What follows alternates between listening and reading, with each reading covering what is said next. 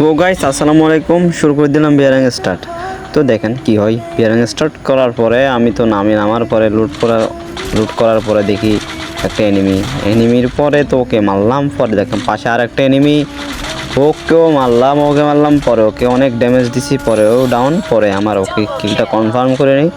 পরে হচ্ছে যে আমার একটাকে ডাউন করলে পরে এই কিলটাকে আমার পাবো যেটা আশা করি না, কারণ এমনভাবে আমার যে গেম প্লে। তো পরে হচ্ছে যে এখানে আরেকটা এনিমি ছিল, কোন দিক দিয়ে লোকেশন পাচ্ছিল, আমি এলটেক্স মারছিলাম অবশ্য উপরে, ওখানে খাবারে ছিল, আমি বুঝতে পারি নাই ও আমার উপরে আসলে কোন দিক দিয়ে মারতেছিল।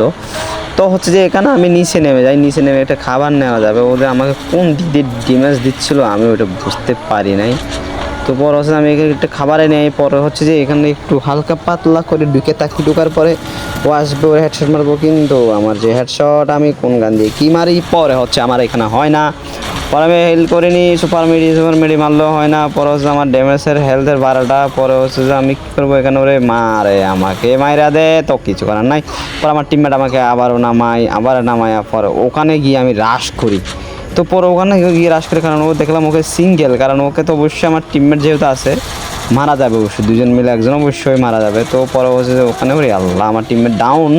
তো পরে হচ্ছে আমার টিমমেট ডাউনের পরে আমি কি করব, আমি কি ফাউন, পরে ওকে আমি ডাউন ধরছি, পরে অন্য একটা এনিমেশে আমাকে হুগা মেরে দিছে।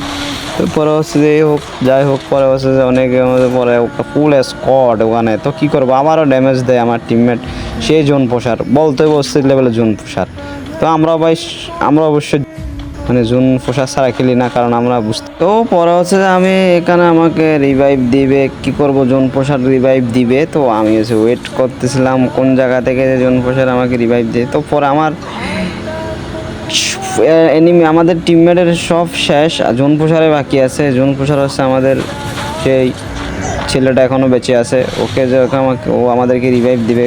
পরে হচ্ছে আমরা সবাই নামবো, নেমে আবার কি করব, পরে কি নেমে আবার কি করব এটা দেখা যাক। তো পরে হচ্ছে যে এখানে আমি নামার পরে পিকে ল্যান্ডিং করার পরে একটা একটা হচ্ছে যে এয়ারড্রপের মধ্যে একটা এনিমি, তো ওখানে নামে আমি ফাইট করব।